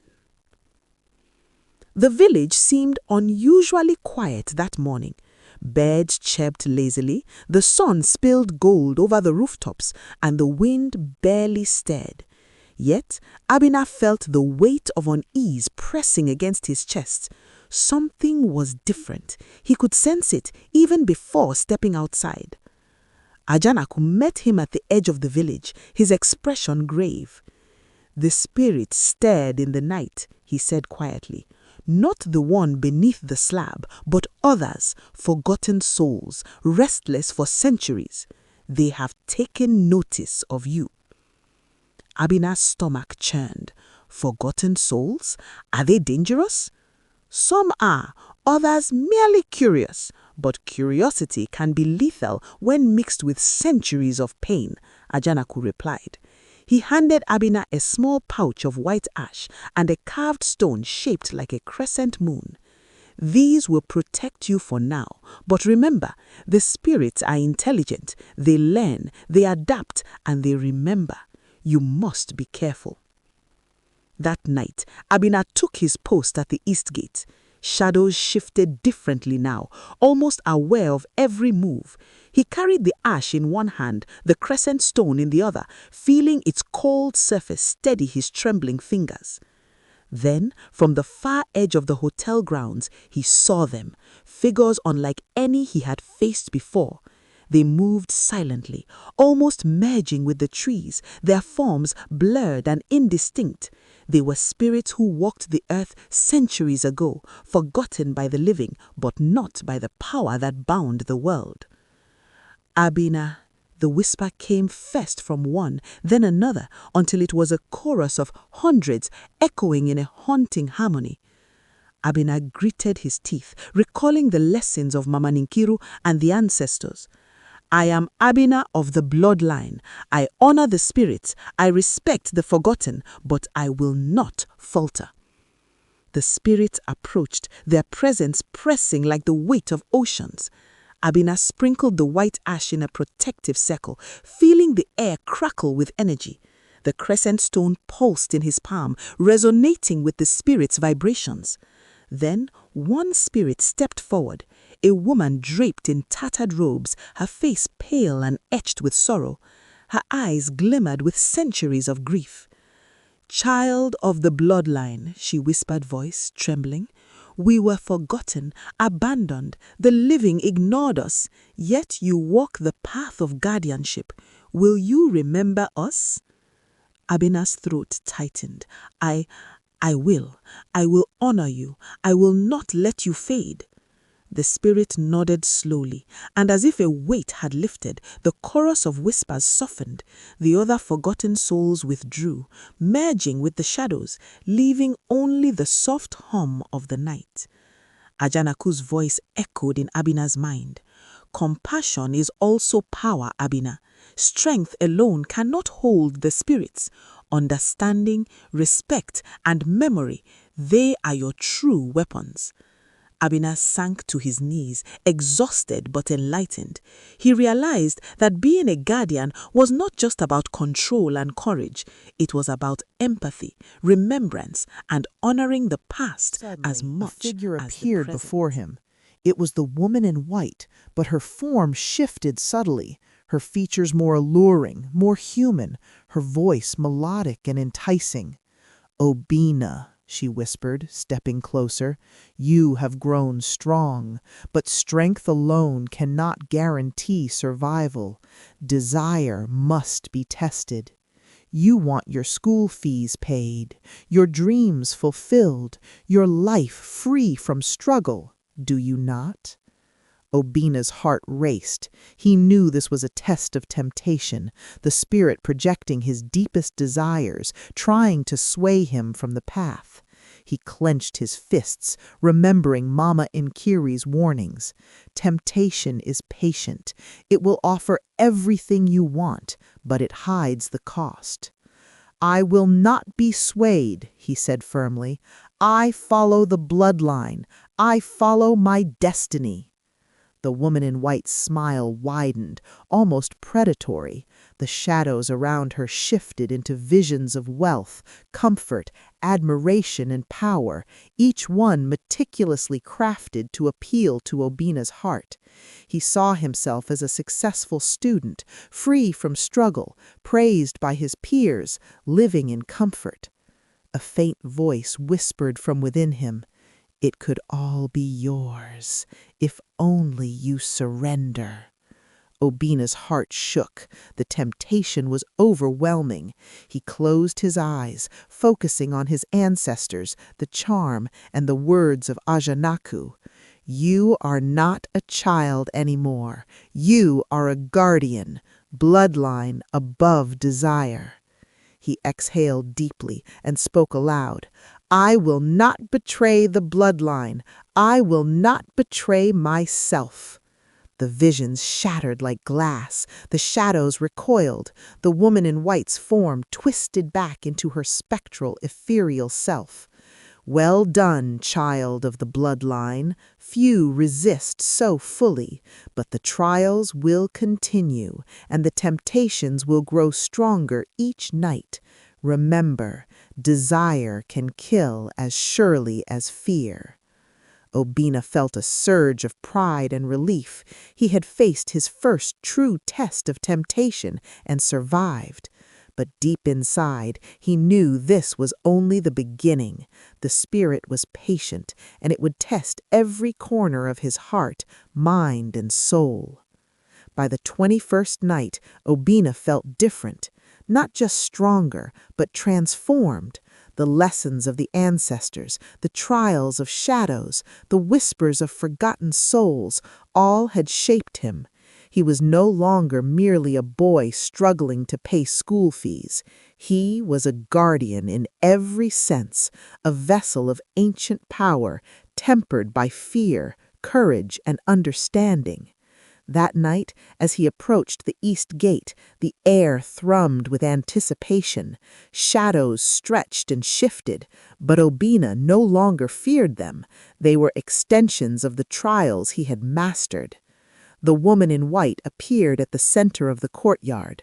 "Obinna," she said, voice resonating like a bell, "tonight you will awaken fully. The spirit beneath the slab will recognize you as your master or destroy you. This is the culmination of your journey so far." Obinna's hands tightened around the charm. He stepped forward, feeling the pulse of the slab beneath the hotel, the resonance of the ancestors, and the hum of the wards. The shadows surged in unison, testing him, but he stood firm, drawing upon every lesson, every memory, every ounce of courage. He could feel the spirit responding to him, acknowledging him, bending to the strength of his will. A warm glow emanated from the charm, spreading through him. The woman in white hovered closer. "You are ready. You are the last guardian. The bloodline awakens fully tonight." Obinna reached down, placing both hands on the ground. He felt the earth tremble beneath him, the pulse of ancient power coursing through his veins. Shadows twisted, then fell back, bowing to his presence. A deep voice echoed from the slab beneath the hotel. "Child of the bloodline, I recognize you. The seal is no longer a barrier. You are my master." Obinna's chest swelled with pride, fear, and awe. He had walked through whispers, shadows, temptation, and trials. He had learned, grown, and survived. He was no longer the boy who worked nights to pay school fees. He was the awakened guardian, the last hope of his lineage. The woman in white faded into the shadows, leaving Obinna standing alone but unafraid. The air was still, the forest silent, the night at peace. Obinna exhaled deeply, feeling the power settle within him, the bloodline alive and strong, the spirit beneath the slab bound to his command.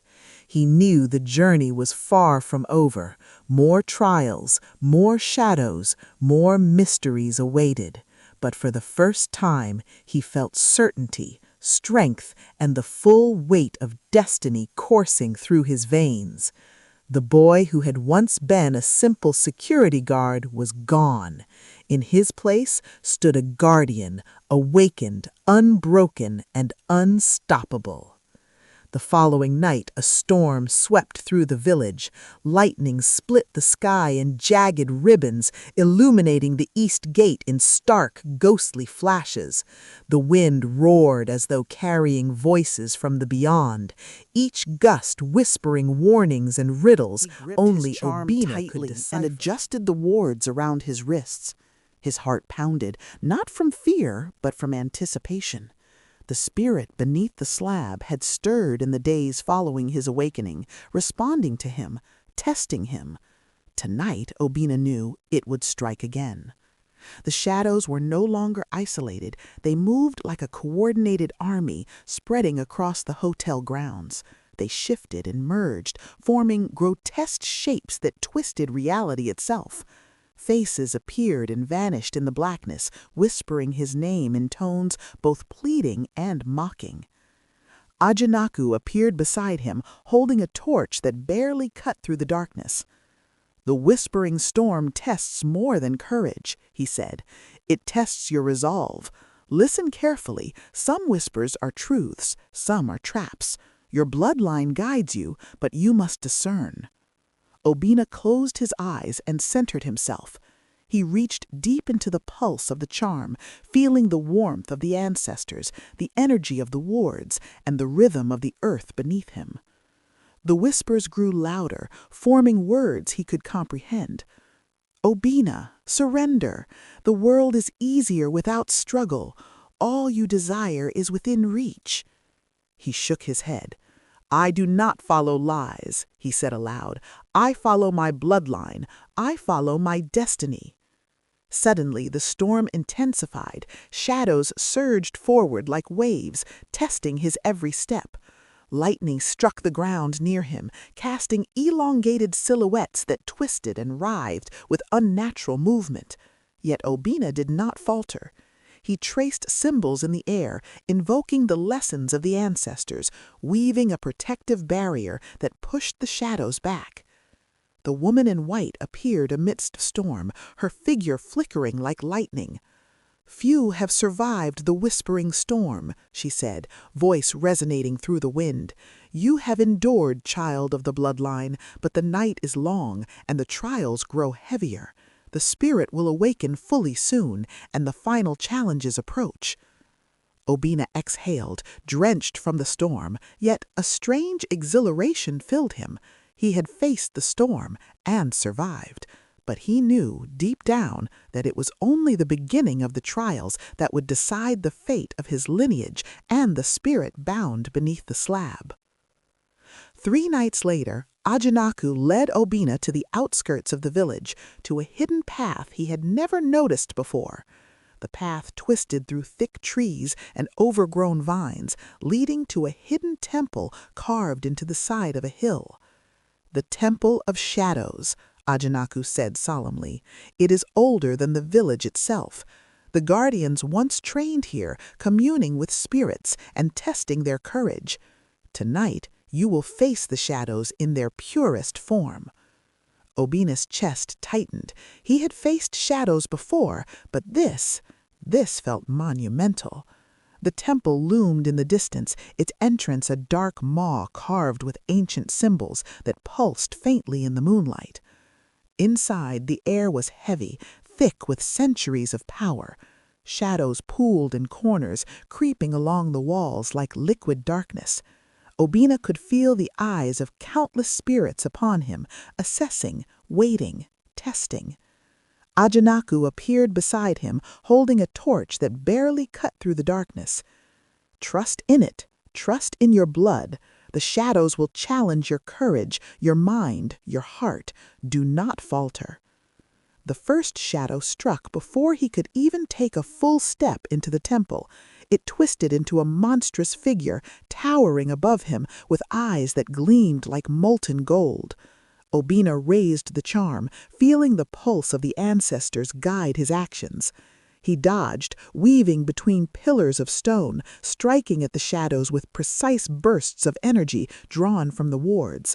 Yet the shadows here were different.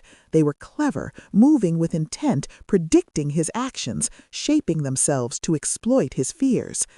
Then the woman in white appeared amidst the chamber.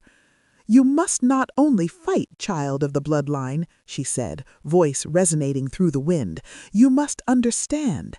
Shadows are not always enemies. Some carry wisdom, some warnings. Learn to see the difference." Obinna focused, closing his eyes for a moment. He reached deep into his bloodline, feeling the pulse of the ancestors, the lessons of Mama Nkiru, the power of the charm. He began to distinguish the hostile shadows from those merely testing him. With new clarity, he moved with purpose.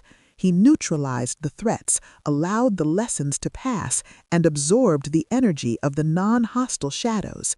The chamber vibrated with ancient power, acknowledging his mastery. When he opened his eyes, the temple was silent.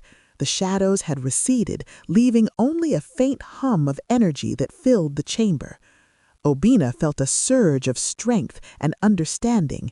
He was no longer just defending himself. He was commanding the shadows, guiding their energy rather than reacting to it.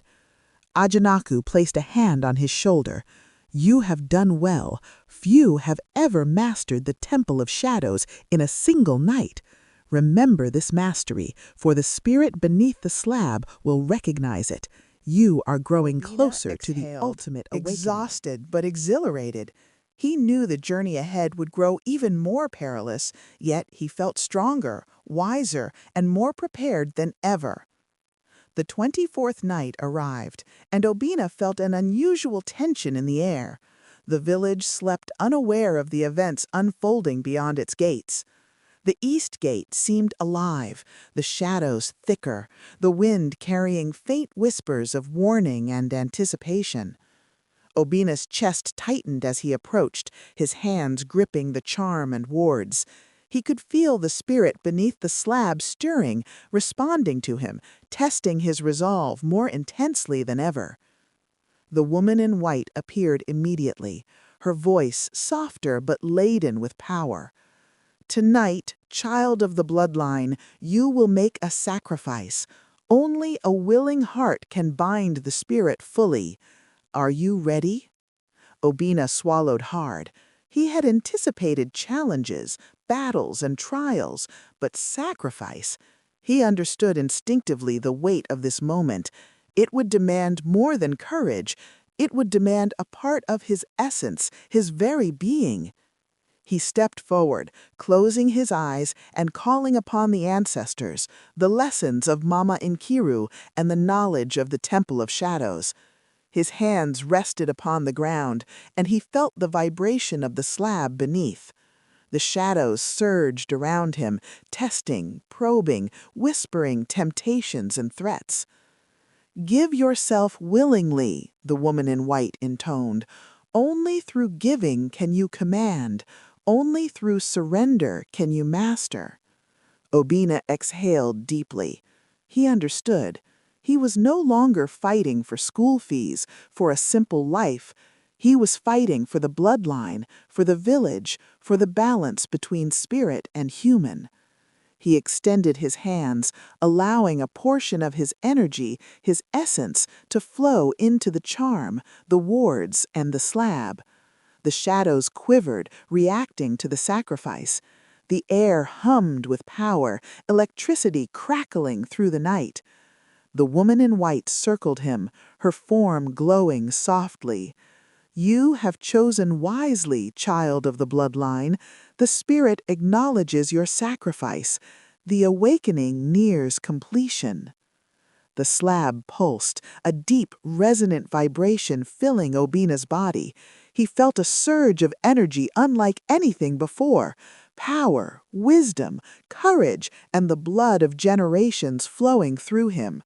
The shadows calmed, bowing to his presence, and the woman in white faded into the night. Obinna fell to his knees, exhausted but transformed. He had given a part of himself, but in return he had claimed mastery over the spirit beneath the slab. He was no longer merely a boy, no longer just a guardian in training. He was awakened, and he knew the ultimate trials, the final confrontation with the spirit, the revelation of the bloodline's deepest secrets, and the destiny that awaited him were only a matter of nights away. The village slept, oblivious to the storms brewing beyond the east gate. Obinna stood at the threshold, his heart pounding in rhythm with the pulse of the slab beneath the hotel. The last sacrifice had strengthened him, but he knew the spirit's ultimate challenge was yet to come. The night was thick and heavy, the air saturated with whispers. Shadows slithered across the courtyard, stretching and twisting unnaturally, forming grotesque shapes that seemed alive. Obinna tightened his grip on the charm and drew upon the energy coursing through his veins. Suddenly, a figure emerged from the deepest corner of the shadows, a monstrous amalgamation of every fear he had faced. Its face shifted constantly, a collage of human, animal, and spectral forms. The whispers around him escalated into a deafening chorus, speaking in tongues that clawed at his mind. Obinna's vision blurred as the figure advanced. The shadows merged into a living tide, threatening to engulf him. Yet he stood firm, chanting the ancestral patterns he had memorized, weaving wards and protective symbols in the air. "Obinna," the voice of the woman in white echoed, softer but more urgent than ever. "The nightmares awaken. They will consume everything if you falter. Face them or be consumed." Obinna closed his eyes, reaching deep into his bloodline. He saw visions of his ancestors, of guardians past, of battles fought in darkness, each victory and failure etched into the air. He felt their strength, their courage, their will flowing into him. Opening his eyes, he faced the monstrous figure. The shadows surged with newfound ferocity, yet he no longer feared. He moved with precision, striking with the energy of his bloodline, guiding the shadows rather than resisting them. The figure screamed silently, convulsing as Obinna channeled the force of his essence into the slab beneath the hotel. The shadows trembled, then slowly began to dissolve, leaving only the soft hum of residual energy. Obinna fell to his knees, drenched in sweat and exhaustion. The nightmares had been powerful, relentless, but he had survived. He had begun to understand the true depth of the spirit's tests. The ultimate awakening demanded more than strength.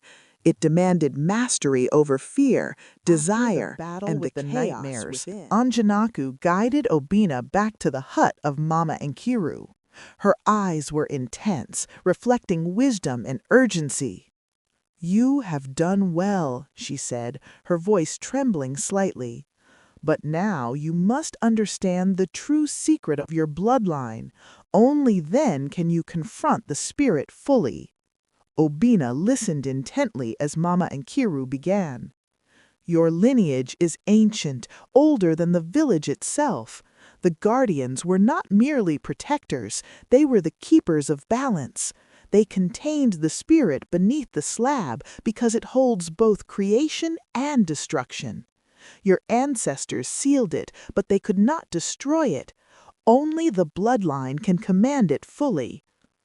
Obinna felt a chill as he processed her words. "Why me? Why now?" Mama Nkiru's gaze was solemn. "Because you are the last of the line. Every guardian before you has fallen to fear, temptation, or desire.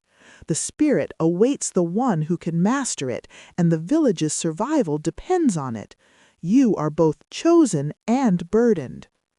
She handed him an ancient medallion, worn with age. "This contains the essence of the bloodline. It will amplify your connection to the spirit, but it will also expose you to greater trials. Use it wisely." Obinna took the medallion, feeling warmth and energy radiate through his veins. He understood that the next nights would not only test his skill, but the core of his being. Courage, wisdom, and compassion would all be required. That evening at the east gate, Obinna held the medallion tightly. Shadows twisted into forms he had never seen before, massive, horrifying, yet oddly intelligent. The spirit beneath the slab stirred, sensing his newfound connection, sending tremors through the ground and echoing whispers in the wind. Obinna called upon his bloodline, channeling strength through the medallion, the charm, and the wards. He felt the power surge through him, binding him to the slab's ancient energy. The shadows quivered as if acknowledging his command. Then the woman in white appeared. "The final revelation nears, Obinna. You must understand, mastery is not destruction, it is harmony. Control the spirit without losing yourself, command without fear, and remember, the bloodline flows through your choices, not just your courage." Obinna nodded. The weight of destiny pressed heavier than ever, but so did determination. He was no longer a boy struggling for school fees. He was the culmination of generations of guardians, the vessel for the spirit, the last hope of his lineage. The 27th night arrived, and the village seemed to hold its breath. The air was electric, alive with the pulse of spirits. Obinna approached the east gate, every nerve alert, every sense heightened. He could feel the slab beneath the hotel resonating, responding to his presence, the medallion glowing softly against his chest. The shadows erupted from every corner, more terrifying than ever. Their forms twisted in impossible ways, combining human, animal, and ethereal shapes. The whispers were deafening, a storm of voices calling, mocking, testing his resolve. The woman in white appeared, her figure radiating a powerful light. "Tonight, Obinna, you will ascend fully. You will face the spirit in its true form. Only one who commands with wisdom, courage, and compassion may survive." Obinna's heart pounded, but he stepped forward. He drew on every lesson, every vision, every trial he had endured. He focused on the bloodline, the medallion, the charm, and the wards. He reached deep into his essence, surrendering nothing but aligning all that he had become with the spirit's pulse. The shadows surged, forming a colossal figure, the spirit itself, immense and overwhelming. It roared silently, shaking the earth, testing his command. Obinna raised his hands, the medallion glowing brightly, the charm pulsing with warmth. He spoke aloud the words of the ancestors, invoking patterns of protection, balance, and harmony. The shadows froze, the spirit halting its assault. For a moment the world was still. Then, slowly, the spirit bowed before him, acknowledging his mastery. The woman in white hovered above, nodding in approval. "You have ascended, child of the bloodline. The spirit is yours to command, the village is safe, and the bloodline endures. You are the guardian." Obinna exhaled, tears streaming down his face. Exhaustion, triumph, and awe intertwined within him. He had walked through fear, temptation, shadows, and sacrifice, and emerged as more than he had ever imagined. He looked at the east gate, now calm, the shadows dissolved, the wind soft. He realized that the boy who once worked as a simple security guard to pay his school fees had become something greater, a guardian, a master, a beacon of ancestral power. The journey was far from over, but Obinna now understood his place in the grand tapestry of the bloodline. He had ascended, and with it he carried the legacy of generations, the protection of the village, and the knowledge that the spirit, once feared, was now his heavier than ally. ever. Obinna had grown strong, mastered the spirit beneath the slab, and walked through countless trials, but a whisper of unease gnawed at his heart. Shadows flickered along the edges of the village, darker, sharper, more cunning than before. Ajanaku appeared beside him, his face pale. "Beware, Obinna, the spirit is loyal, but the world is not. Not all shadows are of the slab. Some are born of human hearts, corrupted by fear, envy, and malice. You must discern friend from foe." Obinna's chest tightened. He had never considered betrayal until tonight. As he approached the east gate, shadows moved unnaturally, forming figures of villagers he knew. Their eyes glimmered with unnatural malice, faces twisted, yet eerily familiar. "Obinna," one whispered. It was the voice of Chinedu, his friend. "Give up the slab, surrender your power, leave this burden, join us." Shock and disbelief gripped him. Could Chinedu be turned? Was it truly him, or a shadow using his image?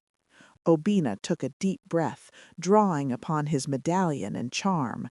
He focused on his bloodline, on the essence of the ancestors and the spirit beneath the slab.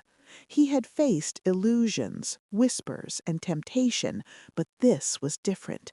This was betrayal, a shadow of the human heart. "I do not surrender to shadows," Obinna declared, voice steady, "even if they wear the face of a friend. I follow the bloodline. I command the spirit. I honor the guardians, and I protect this village." The figures lunged, testing his resolve. Obinna moved with precision, weaving wards and patterns in the air. With each strike of energy from the medallion, the corrupted shadows screamed and dissipated. Still, the echo of Chineu's face haunted him, reminding him of the fragility of trust and the power of human desire. Finally, the east gate fell silent. Obinna knelt, exhausted, yet a fire burned in his chest. He had survived the shadow of betrayal, understanding that not all battles are against the unknown. Some are against the hearts of those we hold dear. Ajanaku placed a hand on his shoulder. "You have learned the hardest lesson, Obinna. The bloodline thrives not only through courage, but through discernment. Tonight you are ready for the final trial." The night of the final trial arrived. The air pulsed with a strange energy, thick and almost tangible. Obinna approached the slab beneath the hotel, medallion glowing, charm warm against his chest. The woman in white appeared before him, her form more radiant than ever. "Obinna," she whispered, "you have mastered fear, temptation, and betrayal.